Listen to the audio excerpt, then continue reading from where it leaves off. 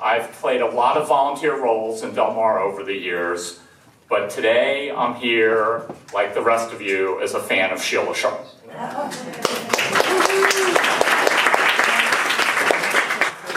Sheila, as everyone here knows, is one of the many Renaissance people I think we have in Del Mar. She's an author, an artist, a psychologist, and a dedicated volunteer to our community.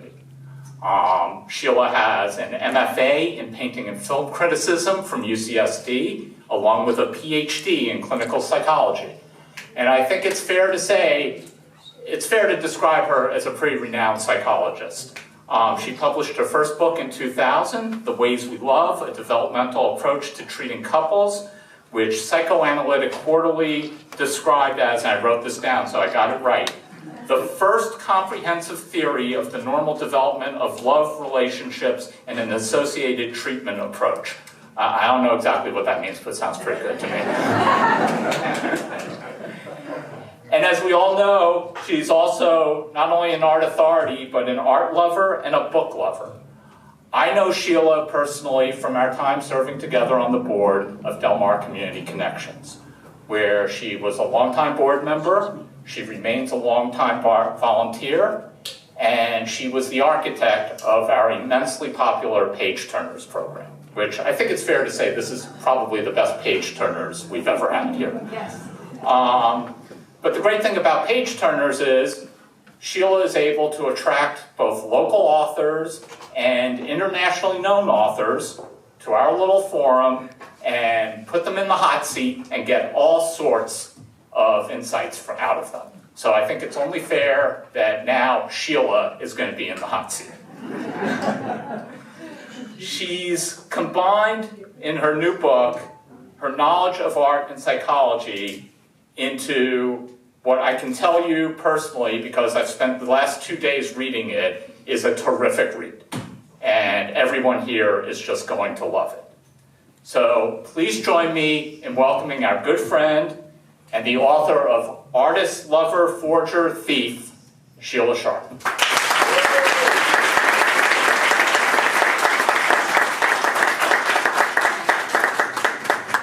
Okay, just a minute. Glasses are necessary.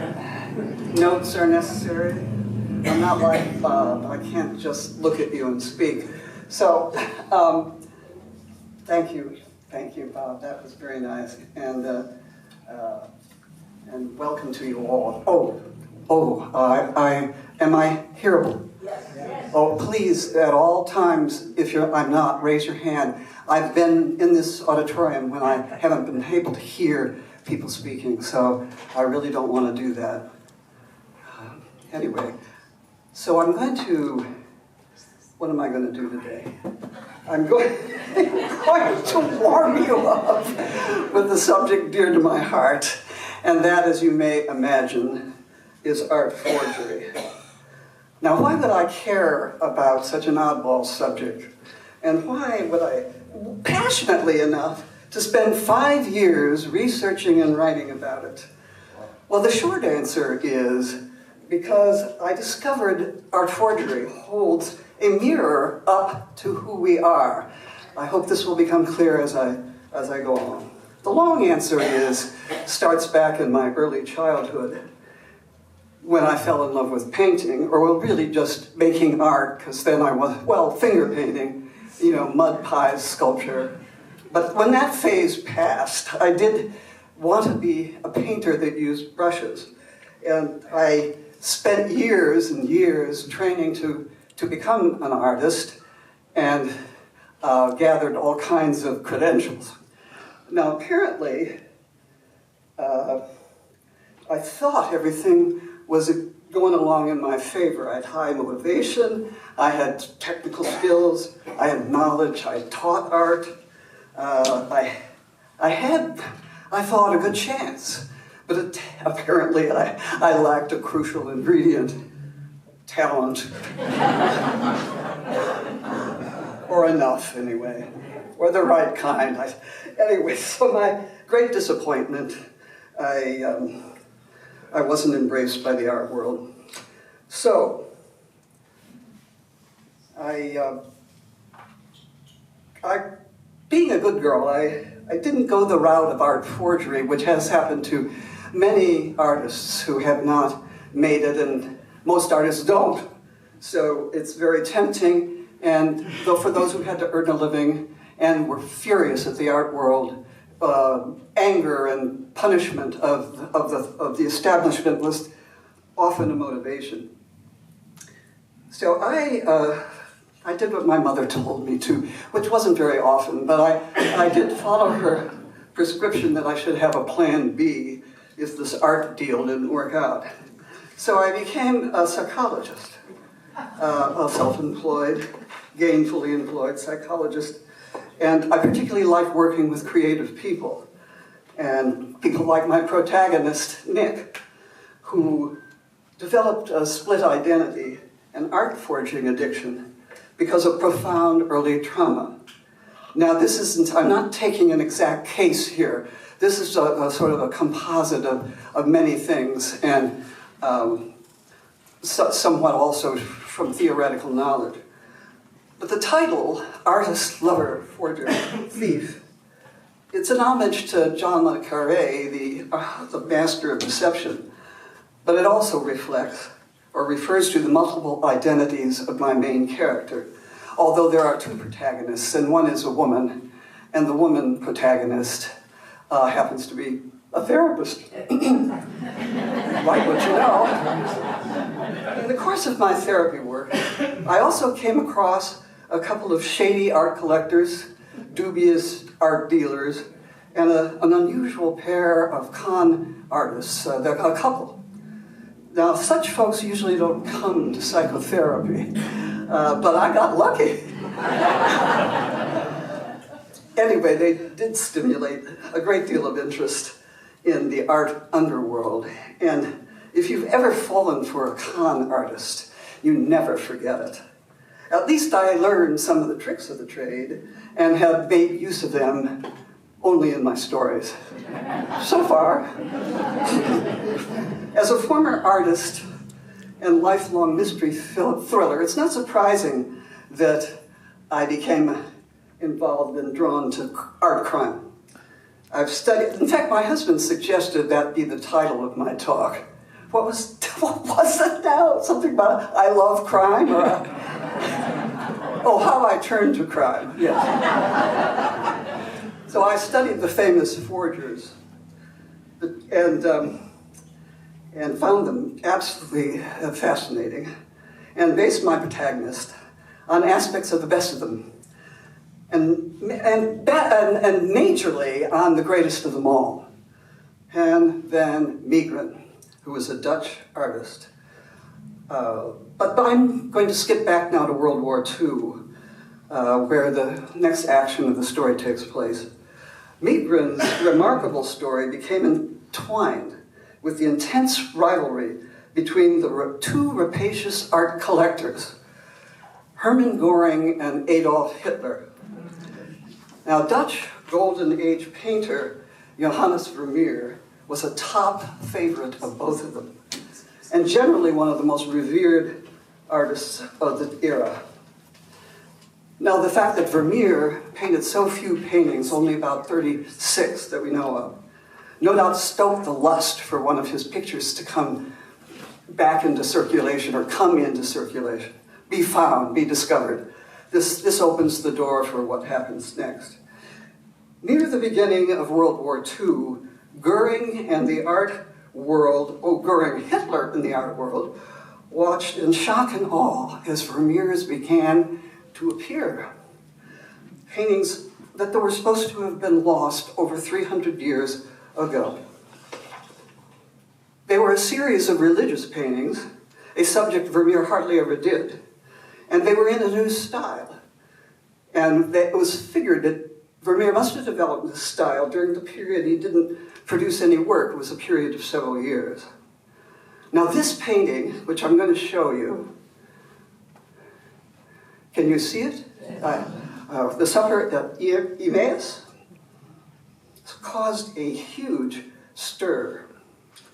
And the art critics, the public, everybody was enraptured and embraced this painting ecstatically.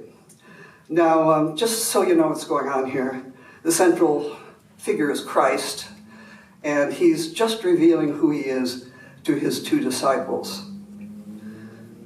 So the major authority at the time, a man named Abraham Bredius, exclaimed, "What a picture!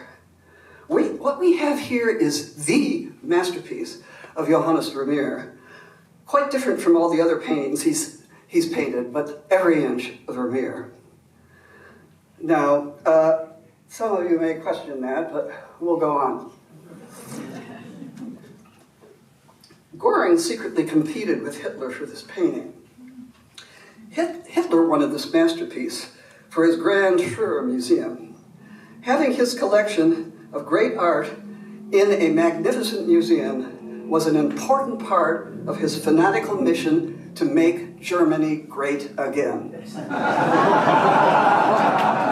Where have we heard that? Goering withdrew from the competition, but in 1942, a certain Dutch art dealer offered him the last of the Vermeer paintings in this series called, let's see, here it is, Christ and the Adulteress. Now, Goering paid a whopping $7 million for this, and he thought he had gotten a deal. It was the highest price ever paid for a painting at that time. Now, these paintings, you might wonder, if you know Vermeer, could they really be authentic Vermeers? If you'd like to think about it, as we look through, I'd like to show you some pictures of Vermeers that we know are genuine. Let me see, here we go. So here's the concert. This is a very famous, the most famous stolen or lost Vermeer. It's been lost for 35 years, stolen in the Gardner heist of 1990. And just masses of people have been in hot pursuit of this painting for, well, all these years. Were it to be found, it would command the highest price of any artwork. And it would be higher than the recent price paid for Leonardo da Vinci's Christ portrait, which was $450 million. And that was paid by a Saudi prince. I think it's the one who murdered our journalist. But it's now been debunked. So he got a dud. Bad. So here's a girl with a pearl earring, which is probably the most well-known. And just note the expression, the delicacy of treatment. Well, it's exquisite. Here is the music lesson. I showed this one to show the kinds of composition, very complex compositions, unusual, and people in his paintings. You know it's a music lesson, but you don't know what else is really going on. There's always a mystery element in his work. Here is the art of painting, another complex composition, and beautifully organized, lit, and all over painted with delicate precision and attention to detail. Now, if you think about these works, and the newly discovered ones, does it strike you as possible that these Vermeers connect with the newly found ones? At the time, the newly found ones, I'll just flip back so you can be reminded. Again, this way. They passed all technical tests at the time, and particularly hard to pass was the oil paint test, which was very hard to age oil paint sufficiently. And most forgers got caught if this test was done. But these Vermeers passed that test. So that contributed, of course, to making them seem more likely to be authentic. But these paintings have not been received by the art lovers and of a later era. And we wonder why they have not, or you might wonder why yourself if you haven't really studied art. But if you look at the composition of this painting here in front of you, it's very simple. And the expression on the faces is very one-dimensional, I'd almost say cartoonish. It's sentimental. Vermeer was never sentimental. And this, likewise with this composition, and the background is murky. I mean, Vermeer never had murky backgrounds, and he never had one expression on a face. I mean, they always had depth. And the painting style is just not precise, it's not detailed. So, it's not hard to see that later on, these paintings were not accepted as Vermeer's. But we wonder why they were at the time, and it looks as though they filled the hole of art lovers and experts wanting another Vermeer. But a bigger reason seems to me to be that they represented the German Volksgeist, if I'm pronouncing that right, the spirit of the times, which was pretty much perpetrated by Hitler, which was simple, devout people, loving a faithful and loving a Christ, had hope for the future, trusted leaders, Hitler, for example.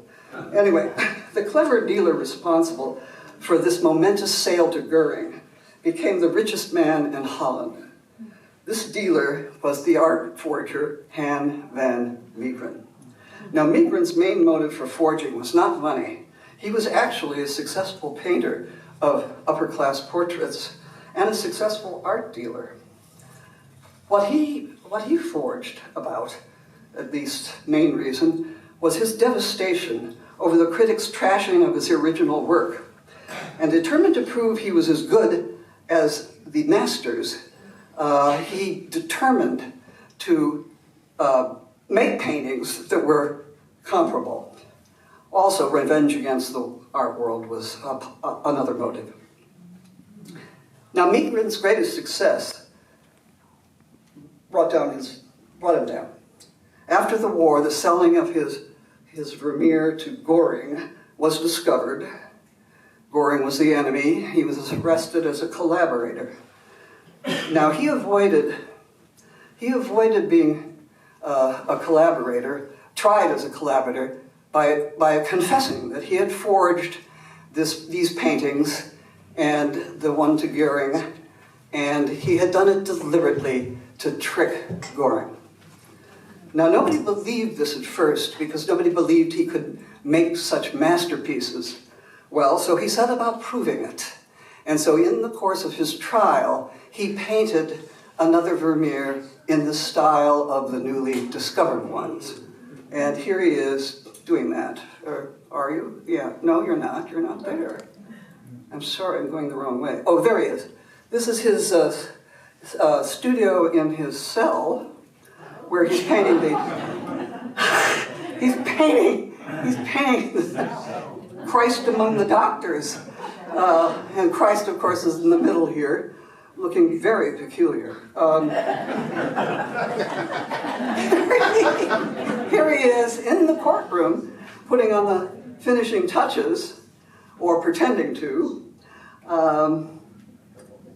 And then he is believed. And so what happens then? He becomes the idolized hero of the day. The most popular man in Holland. The citizens demanded a statue be made in his honor. Right. The strange twist here, and there are many twists in this story, but this is a great one, was that actually Meegeren was a notorious Nazi sympathizer. And this was completely overlooked, even though it was well known. And you ask yourselves about that, whether you've seen that happen other times. So I bring about, I tell you this story for three reasons. To explain why art forgery succeeds so beautifully and so often. Studies have reported 40 to 50% of art in museums is fake. And so often when people, I think what happens here, well, this is the psychological explanation.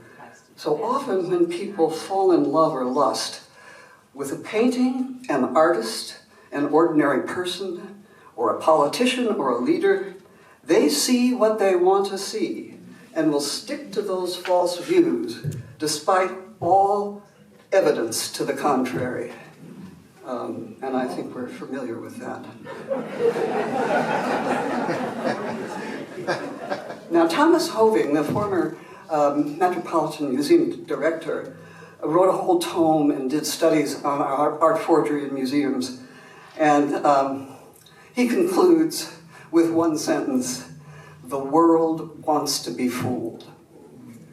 Voltaire has a similar, more graceful statement. He says, illusion is the first of all pleasures. So I confess to borrowing a piece of this true tale for my story. I concealed that theft quite well, I think. You can tell me if I failed. But I have studied with the best. And of course, I'm not alone. We fiction writers do this all the time. And Picasso gave his stamp of approval in his oft-quoted statement: good artists copy, great artists steal. A cute story about Picasso, I think, is he was approached by an artist who had forged one of his drawings and showed it to Picasso, and Picasso offered to sign it. And he said, why not? It's as good as work as he could do. So, this raises the whole question of, do we really need to get all this upset about art forgery? Well, anyway, it brings up questions. So crime doesn't pay, we've often been told, but art crime usually does. Art crimes generate 6 to 8 billion crooked dollars a year.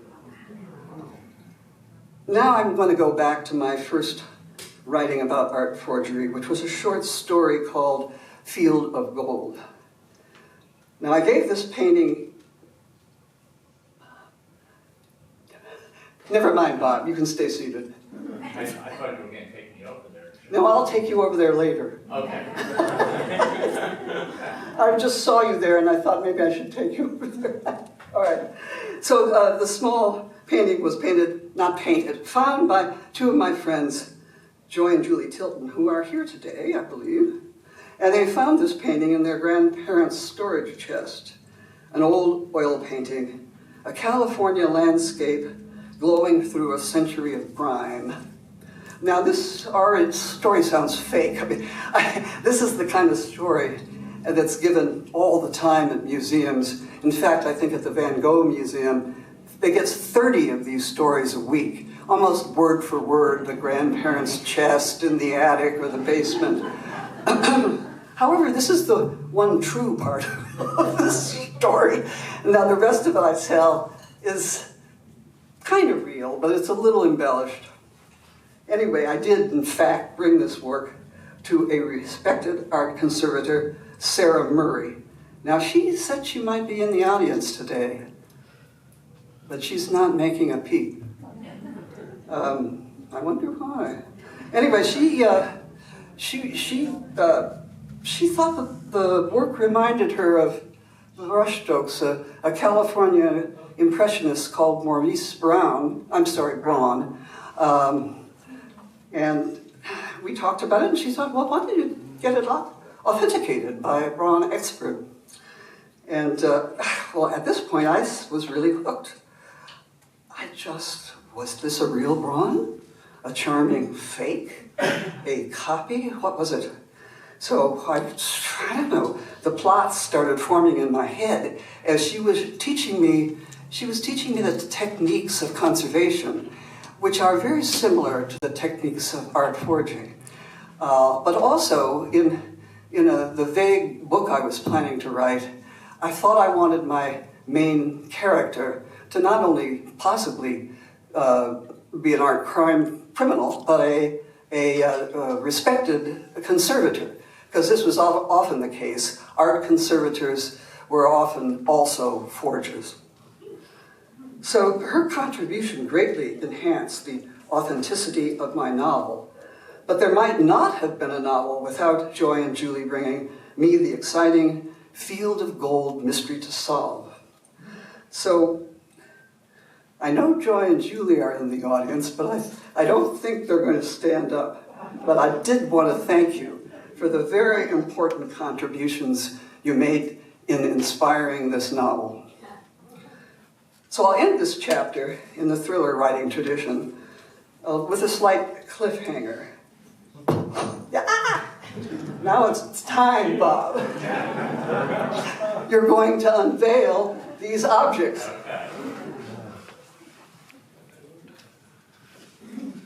So yeah, the larger one first. Now if you can't see that, here it is. So this is Field of Gold. The one. So what do you think, Bob? Is this real? Is this the real deal, or a fetching fake? Want me to guess? Well, you're an attorney. Do you make guesses?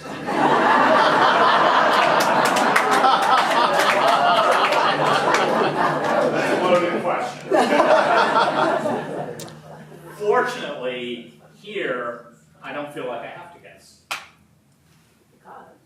Because I have the best authority at all.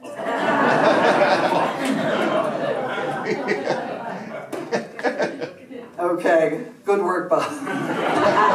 You did it right.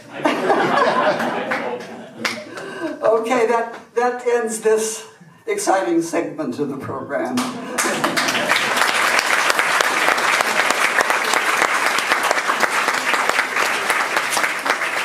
now we're going to move on to the more exciting segment.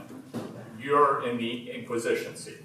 Yeah. So why don't you move over here and let me introduce your Inquisitor, because we had to get a very special guest for this. And our special guest is Carl Vonderow, who is an award-winning author. Carl has a bachelor's degree in economics from Stanford. He studied music at San Jose State. He's had a long, successful career as an international banker. And then he decided, you know what, I don't want to do that anymore. So Carl left all that behind to become a writer, a crime writer. His first novel, Murderabilia, right? Murderabilia won the Left Coast Crime Award and the San Diego Book Award. His second novel, Saving Miles, has won the American Book Fest Award, the Pencraft Award, the Independent Press Award, the National Indie Excellence Award, and it's a finalist for the SIBA Clue Award. And I can't imagine a more perfect person to ask Sheila about her art forgery novel, than another person who's clearly far too interested in crime for my own comfort level. So please welcome Carl Vonderow.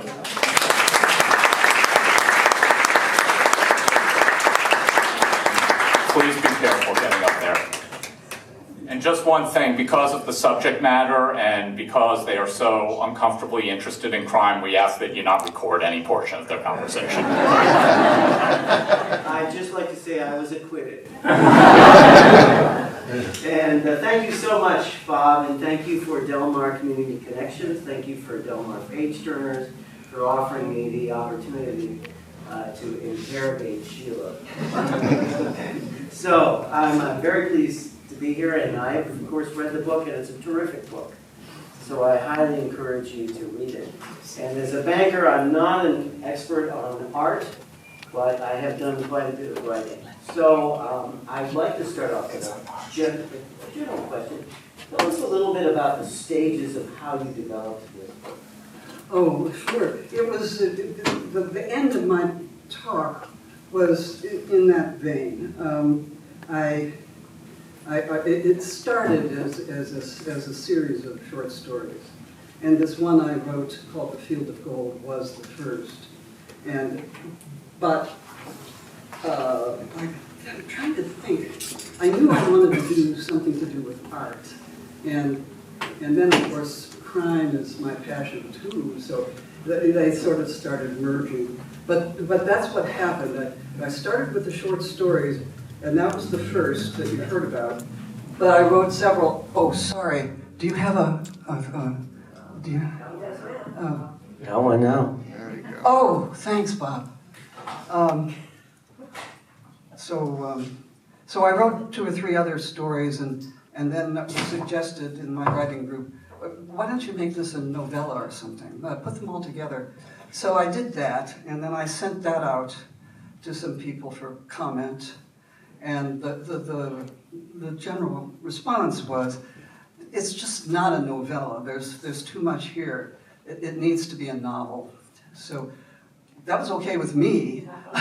So then I just wrote the novel. It just got more complex, and I could go deeper into the characters. And Did you just sit down and start writing, or did you do an outline, or did you have an idea of what acts in it would be? 3 acts like some people do. well, I always have wished I was that organized to be able to do that.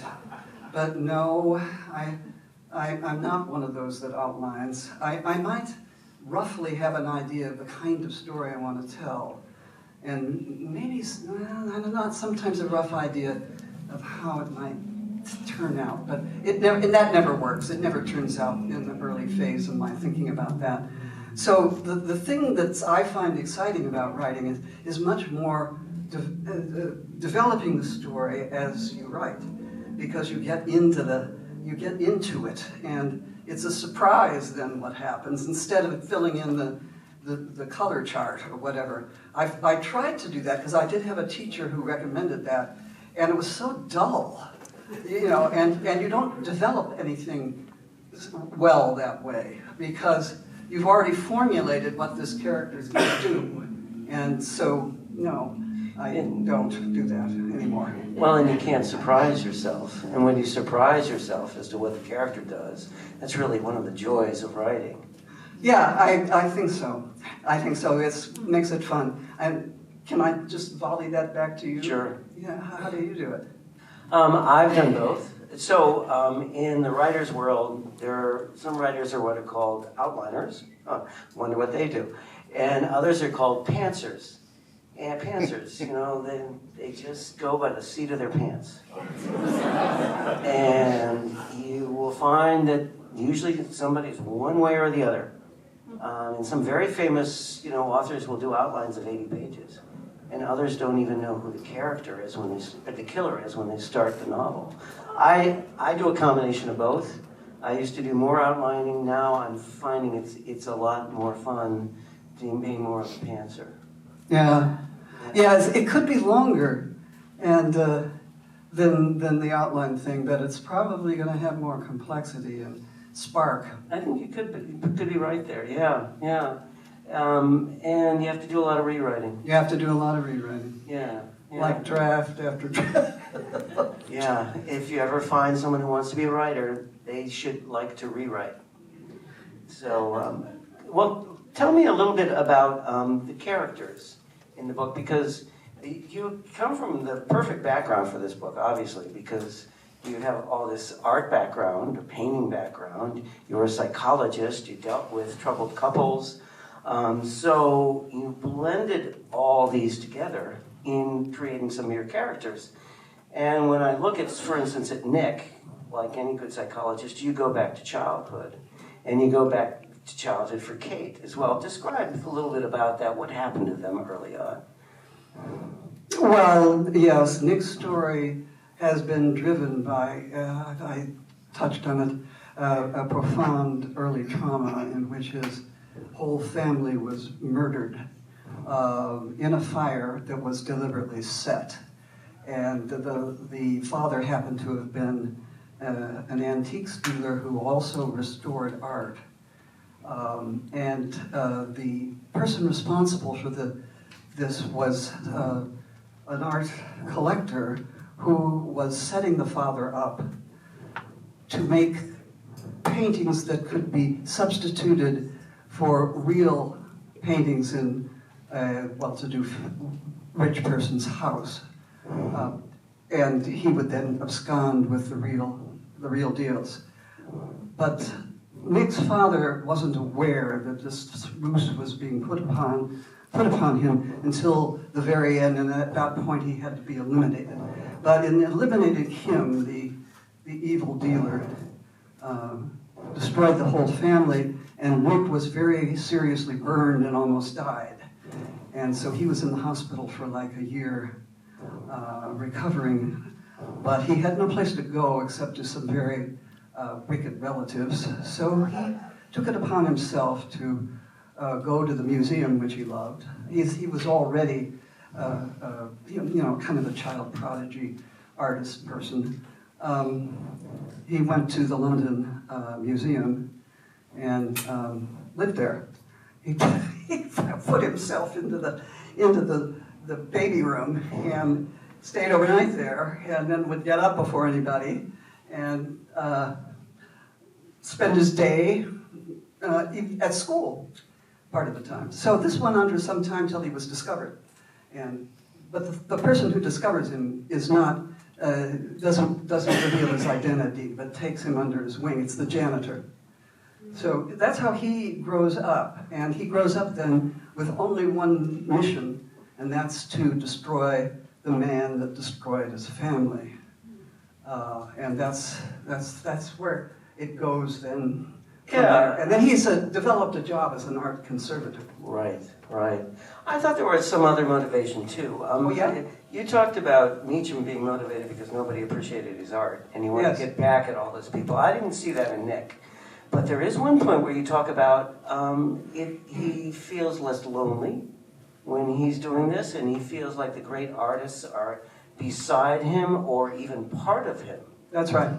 Yeah, I thought that was a really interesting take on Well, no, I'm glad you noticed that, because I thought this would very likely happen to such a person, the lonely boy in the hospital. And his art teacher brought all these books, Van Gogh and all his favorite people, and they became his family, and he was not alone when they were there. And so this is the kind of thing. He was set up to be a forger because it combated his loneliness. You see, if you're a real artist, you're out in the world and you're with people. But as a forger, you have to hide. And he was suited to that because they kept him company, and he could pretend they were his parents or he was like them. Yeah. So that's the psychology part, yeah. Well, I think too there's another interesting aspect that everybody thinks that the Phantom, which is his sort of nom de guerre, because he's copied all these paintings, is a sociopath. And I don't think he's a sociopath, do you? No. And so how would he differ from a sociopath? Well, sociopaths, well, the typical thing is they don't have any conscience, and they don't really care about other people. They only care about aggrandizing themselves and using other people. He really wasn't that type of person. He got involved with forging when a predator picked him up in the street who was an art dealer. And that art dealer was seduced him as a young boy. And since Nick had no one, he became involved with the art dealer in a sexual relationship. And he pretty much did what that man wanted for his... He forged for the guy, and the guy sold Nick's forgeries. So, his motivation there was not manipulating somebody to get money or fool them at that point in time. I take it to please the father figure that he had found him, I guess. Sure, and plus, it's a way of hiding. As you mentioned before, his persona was a mask. He's a fluent liar. And Oh, he was, yes. Yeah, and so it's a way of hiding. So tell us a little bit about Kate. Well, she had seen him in therapy as the book is starting 3 years previously, and he had left. He had gone to therapy because of panic attacks and wanting to actually get out of art forgery and become a real artist. And he worked with her for some time, but began to be very uncomfortable in the therapy process. And also he was losing track of his main motivation, which was revenge. And so he prematurely left. Although he was kind of in love with his therapist at the time. That was a problem too. He wanted to get out of that. So nothing happened. I mean, this is all in his head. So he left, and he then it was an art conservator at a made-up museum here in San Diego. I started out with the San Diego Museum, but I realized this is not a smart idea. So, there were too many bad guys roaming around in this museum. So I made up a museum. Well, he became the art conservator there. Yeah. And nobody suspected anything. He had fooled and maneuvered away from, although they knew of his existence because he had been a very successful forger, but they couldn't catch him. They couldn't really pin him down. Yeah. So he was there working as a conservator in this museum and also got a job then as the evil guy, the villain who destroyed his family, lived here in Rancho Santa Fe at this point in time, and took him as an art advisor. And so Nick wormed his way into that man's family and heart, basically. So in that case, he was manipulative. Yeah. Well, I thought Kate is in the relationship between Kate and Nick is really... You asked about Kate. I'm sorry. That's all right. That's all right.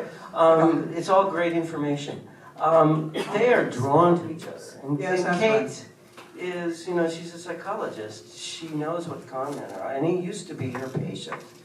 And yet she's drawn to him, and he's drawn to her, which is an interesting kind of contradiction. But it makes the novel more powerful because it's less predictable. Well, I'm glad you think so, Carl. Anyway, she had a thing about saving people. Yeah. And she was very lonely herself. Husband had died and was also suffering from, she had money problems and a son in college, and the husband who had died had gotten rid of all the money through bad investments. And so she herself was a amateur artist. This is where probably my story comes into this part of the book. She was also not successful in the art world, but she was a successful amateur artist. So she started to think after she'd seen Nick, and he described the way he forged and his techniques. He told her everything. And so she started to think. She sold copies of impressionistic paintings. She thought, well, what if I try this? I might be able to get something.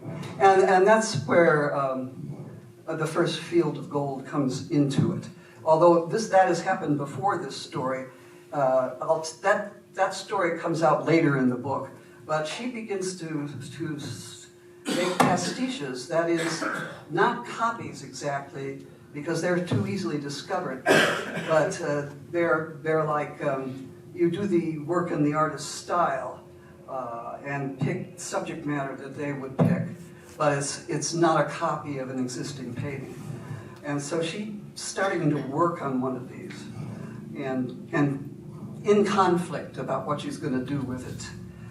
Meanwhile, someone has left a Matisse painting on her doorstep. And it's a very famous painting. In fact, it's the painting that appears on the cover here. It's called The Open Window, which is a favorite painting of mine. And she's just blown away because it looks so authentic. So what does she do? drawn to the old client, hadn't seen him in 3 years. She takes it to Nick for authentication. And that's how they get back involved. Yeah, yeah. And then you have the mystery of this painting working into the overall plot. Because you don't know, because Nick doesn't really let you know what he thinks about this.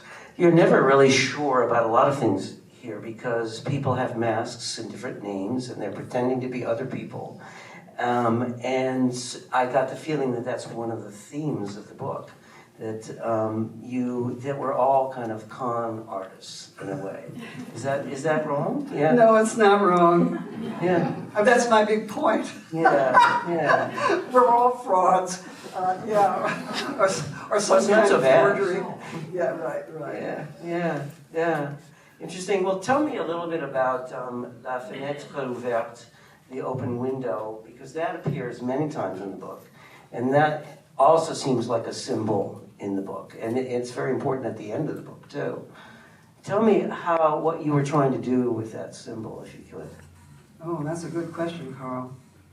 Well, you know, and the one thing about being a writer is if somebody asks you these questions, you go, oh, I don't know. I just wrote the book. You know, I never realized that. Yeah. I'll tell you. I have an answer, actually. Oh, okay. I have an answer. Okay.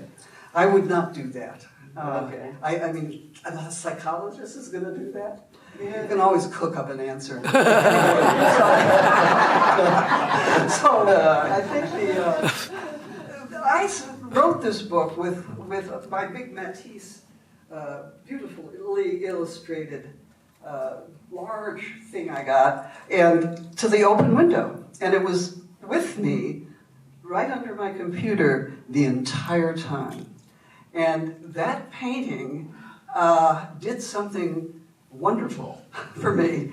First of all, I think it had the quality of this open window, and if you see the real thing, the color, the vibrancy, the shutters are flung open, and it's like you can just whiz out of that window and be free. And I think Kate felt very trapped in her life. She had felt trapped in her marriage, and now she was trapped and having financial problems. So that painting meant freedom from trappedness. And in my case, what was I don't know if I could say I felt trapped. It was more the liberated feeling I got looking at it and writing. So it was perhaps my general escape from reality, I could possibly say. And sometimes you don't know. That's one of the powerful things of writing, that the symbol is kind of explainable, but there's something beyond the explanation too, which kind of exists in the reader's subconscious, hopefully. Now I sound like I'm trying to be a psychologist. Well, we have to talk about the villains. Sure. Yeah, and it's kind of a father-son duo. And tell me about the two characters, Simon and Dixon, his father. Yeah, I didn't think I could do villains that well, and I wanted to do really bad guys, but also. And they are. They're really bad. But I didn't want them to be one-dimensional. It's kind of a hard job. So I had patterned, frankly, the art collector after Hermann Göring.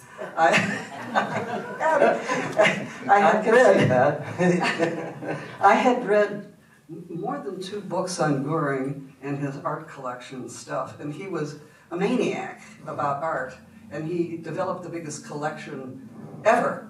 It's still, I think. And but he truly loved art.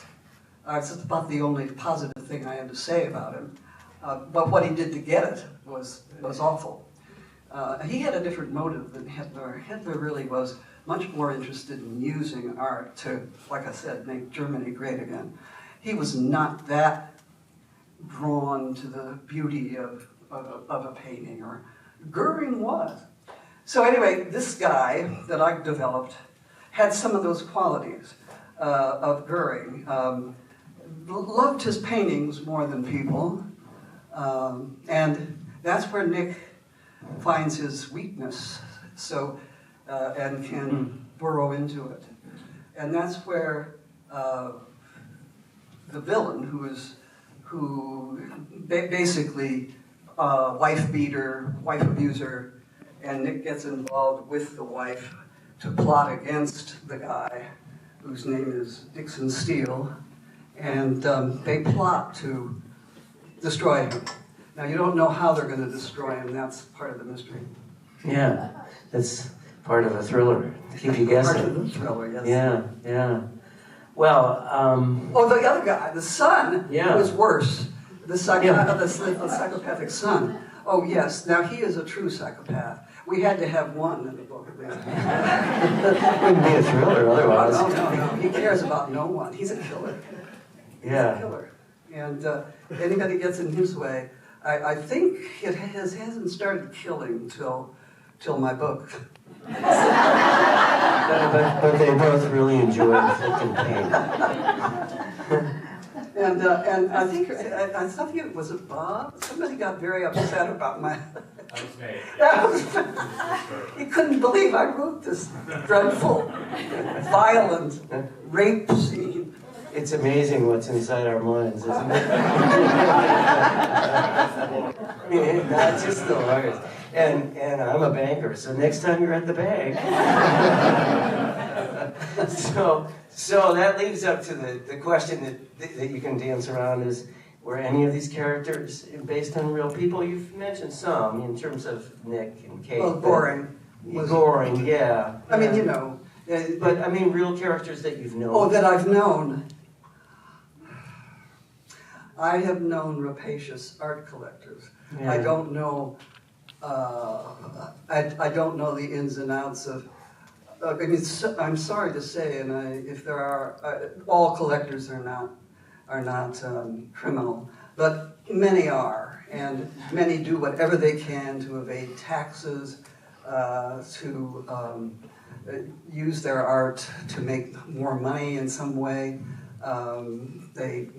This is where some other, I don't want to go into all the details of what the criminals do, but the criminal dealers and criminal collectors are often in collusion, and they have all kinds of ways of using the art to make more money and to defraud.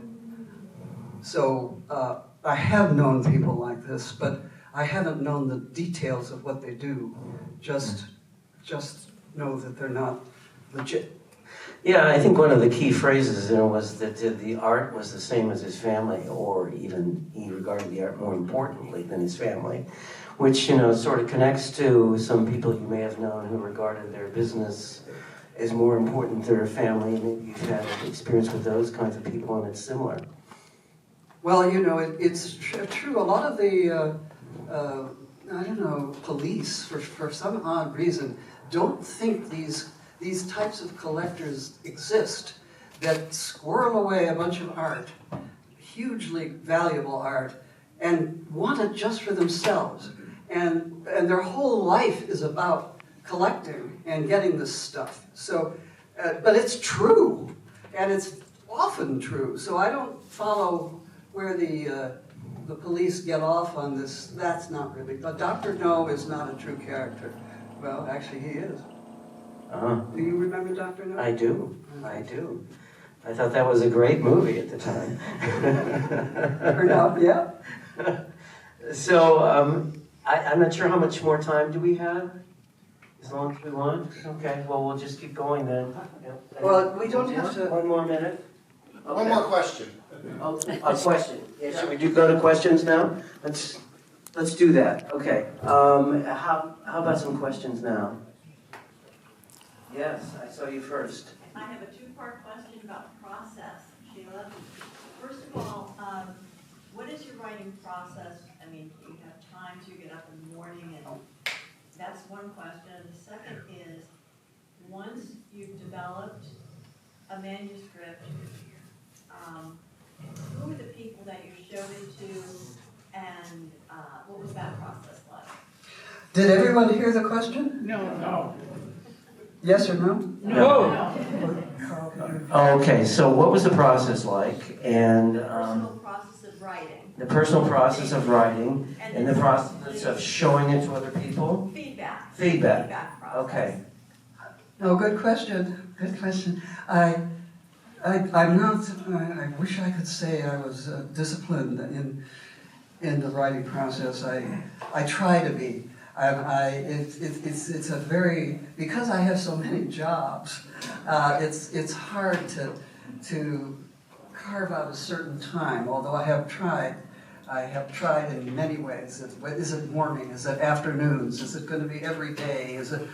And mostly, if I get going on a book, I have to do a great deal. I mean, I am up half the night, and it's not fun to be with me when I'm in that phase, is it?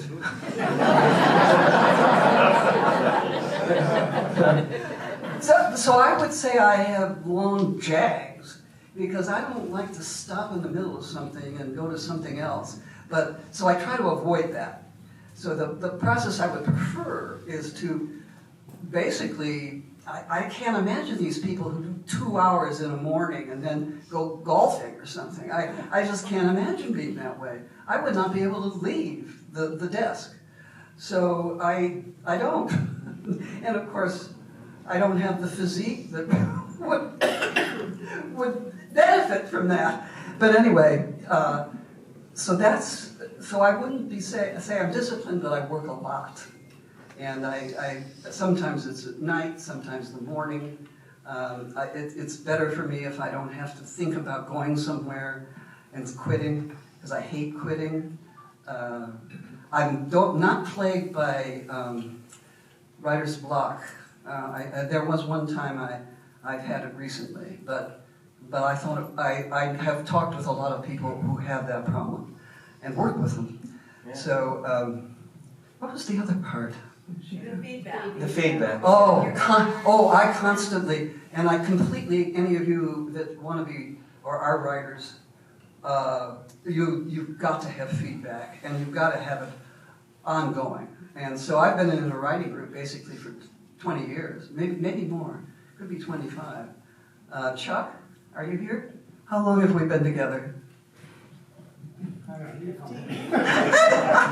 we can't remember how long it's been. 10 or so.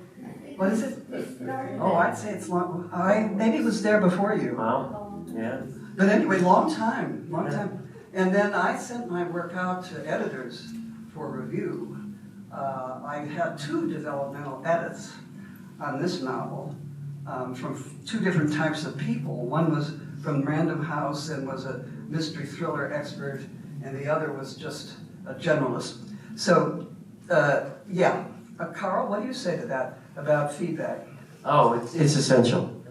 Because, and I've been in a writer's group for a long time, and actually, I think Felice used to be in your writer's group? Is that right? No? Okay. That was someone else, sorry.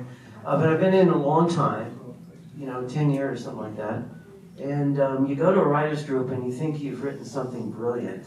Yes. And you find out you've missed the bar, right? Or you go and you think, it's okay. And they say, no, this is pretty good. You got to keep going on this. So that kind of feedback is really good. But the problem with a writer's group is that they can usually only see 10 to 15 pages at a time. So it's really hard to get the whole arc of the book, how things fit in, what's repeated, who's not developed. It's all these other big elements, and that's when a developmental editor really is important. You use 2 of them. Now it's interesting, I discovered that Carl worked with a writer, the very writer I started my first novel with. You know, what's her name? Carolyn Wheat. Carolyn Wheat. Oh yeah. Oh, she wasn't any pussyfoot. No, she was not. And she chased everybody out of the group pretty much. And that class folded. Oh wow, yeah. Well, she was brilliant. No, she was good. She remembered just about every mystery book that was ever written and all the details. And she lives in Ohio now, and she's got macular degeneration, so She's No, she was good, and she once won the Edgar Award. she did for a short story. Yeah, and she helped me on Saving Miles, on some of that. So Stephanie? okay, we got another question. Oh, could Stephanie ask a question? Oh, is there somebody before Stephanie? Yeah. I just had a quick question. You've written nonfiction and you've written that's been well regarded, and now fiction for a long time. Which is easier? Well, it's an interesting question, and because they're hard in different ways, or I found them so. The nonfiction book took me more years because I was developing a whole theory of love relationships, and I had to do vast amounts of research and thinking and writing, and I hadn't written a book before, so, and I didn't really have much help, so it was harder, I would say. But you know what drove me? I wrote lots of couple dialogues, because it's a book about love relationships. So I had a lot of couple dialogues in it, and one of my motives, my secret motives, was I'm going to learn how to write this well so I can write a fiction novel that has good dialogue. Because I got to listen to a hell of a lot of it. And so, yeah, I'm told to shut up. No, I think if those who want to continue to ask questions should, but maybe those who would like some champagne and something to eat should be able to move away. That's all right. Because I think your next question. Yes, she said that those that want to ask questions can ask us outside, but there's food out there and champagne, and people are probably going to want to get to that. I guess so. Do you want to get I do. food and drink? Yeah. Is it fun? This is like when they start playing the music at the Academy Awards show. Don't take it the wrong way. Go ahead, Don. I just want to thank my mother.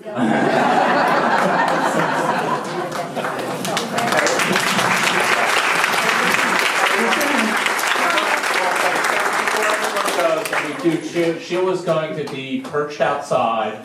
Gold. What? Field of gold. Well, I hate to disappoint everyone. Oh, Field of Gold. They What want about to know. Field of Gold? But my wife is begging to know, is it real or is it memorized? Or you have to read the book. That's the She didn't get it. Just one thing I want to announce is that Sheila is working on a prequel. But when will that be out? Well, the prequel's done. It's a sequel. The sequel I would love to write about this. So when will the prequel be out? Well, it's supposed to be out at the end of the year. All right, so you can buy that too at the end. Because it's been done for years. Yeah. So Sheila's going to be outside. There are refreshments outside. First, let's thank Carl for.